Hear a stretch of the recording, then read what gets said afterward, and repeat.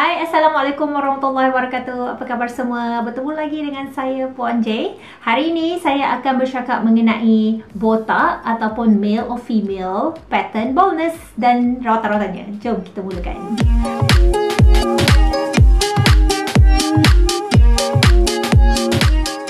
Okey, sebelum saya pergi lanjut pasal rawatan, apakah yang sesuai untuk orang yang mengalami masalah botak, keguguran rambut, kenipisan rambut ni semua? Okey, saya perlu ceritakan bahawa dekat sini adalah contoh-contoh rawatan sahaja yang saya boleh suggest. Dan yang paling penting, kalau nak tahu ianya berkesan atau tidak kepada anda, perlulah anda sendiri pergi ke pusat rawatan dan dapatkan nasihat mereka yang pakar dalam bidang rambut ni lah. Mungkin boleh jumpa trikologis yang bertauliah yang boleh bercakap mengenai masalah-masalah rambut anda. Saya hanya boleh berikan panduan sahaja.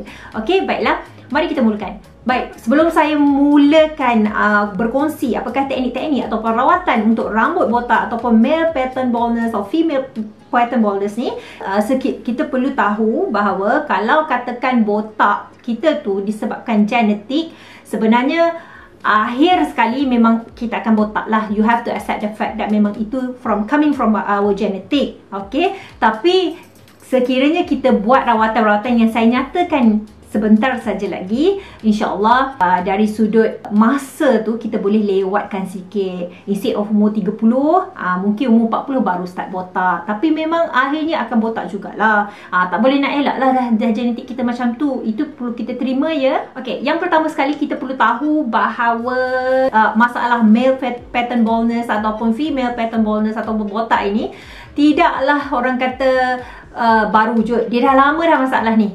Don't worry. Jangan risau. Memang ada solusinya ya. Cuma sama ada berkesan atau tak terpulang kepada kita lah. Okey. Yang paling utama, yang pertama sekali kita perlu check bahawa pemakanan dan juga lifestyle kita adalah at the very best.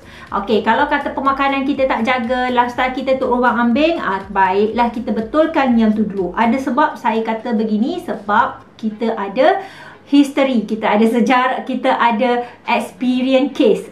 Experience case yang saya rasa saya boleh cerita dekat sini supaya tahu bahawa sebenarnya walaupun kita dah letak macam-macam rawatan, tapi kalau pemakanan dan juga lifestyle kita tak jaga, tak guna juga rawatan-rawatan tersebut. Okey? Okey, itu yang pertama.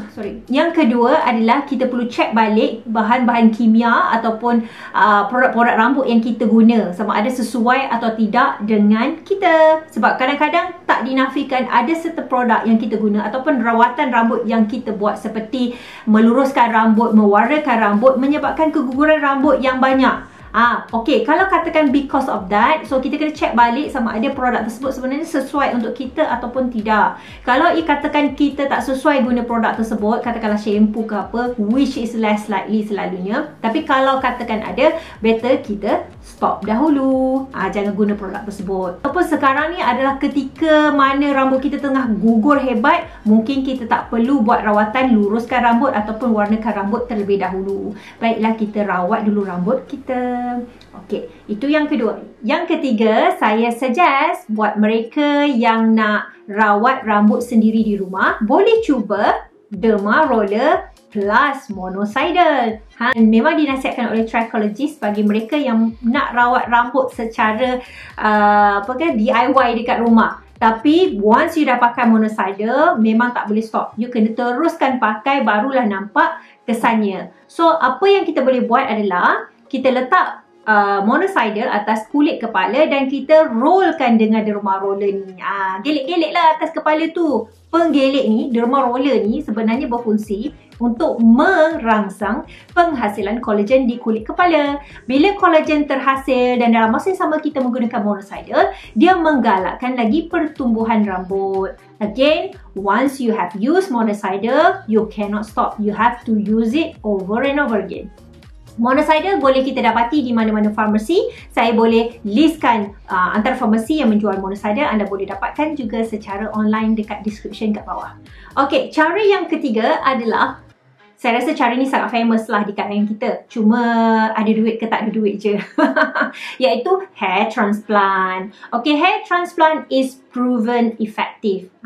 In fact, pemain bola yang dekat dalam gambar ni pun sebenarnya pun menggunakan rawatan hair transplant. Dan rawatan hair transplant ni simple lah. Maksudnya dia telah mengambil beberapa rambut dari kawasan yang ada rambut dekat kepelik kepala kita dan dia tanam dekat kawasan yang tak ada rambut.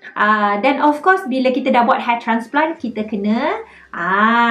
kena juga ikuti rawatan-rawatan selepas hair transplant dan juga ubah cara makan dan lifestyle kita. Macam pemain bola sepak ni kan, rambut dia memang tumbuh dengan lebat, tapi after a few years rambut dia back to asal, iaitu dah tak ada rambut lah, botak gugur. Sebab apa? Sebab dia tak jaga pemakanan dan juga lifestyle. Sebab tu poin nombor 1 saya tadi sangat penting untuk diikuti dan dibuat dahulu.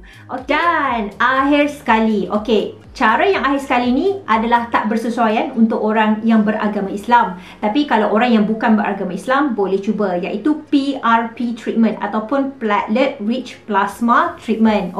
Treatment ni sebenarnya tak famous di kalangan orang Islam sebab ianya tak halal. Apakah teknik ni? Teknik ni simple je. Dia letakkan ingredient yang bagus, ingredient dan nutrien yang bagus ke dalam kulit kepala kita. Dan of course lah, ingredient dan nutrien tu adalah tak halal lah sebenarnya. Dia kategori najis bagi orang Islam. So tak boleh lah kita guna kaedah ni. Saya ceritakan juga di sini sebab apa? Sebab saya nak bagi tahu kepada orang Islam bahawa teknik PRP treatment untuk rambut tak boleh kita gunakan. Of course dari segi harganya lebih murah daripada hair transplant, tapi dia bukanlah syariah compliant. So kena tahu juga. Saya sediakan juga dekat description dekat bawah link fatwa yang mengatakan bahawa PRP treatment ni tak halal dan anda boleh baca mengenainya. Oh ya, sebelum saya terlupa, kalau ada di kalangan kita semua dekat sini yang nak tahu apakah penampilan yang sesuai untuk orang yang berambut botak, especially lelaki, tolong nyatakan dalam ruangan komen kat bawah. Mungkin di lain video saya akan ceritakan apakah penampilan yang bersesuaian untuk mereka yang berambut botak, so that your self-esteem, your self-confidence can boost up even though you tak ada rambut pun. Alright, jumpa lagi. Bye-bye.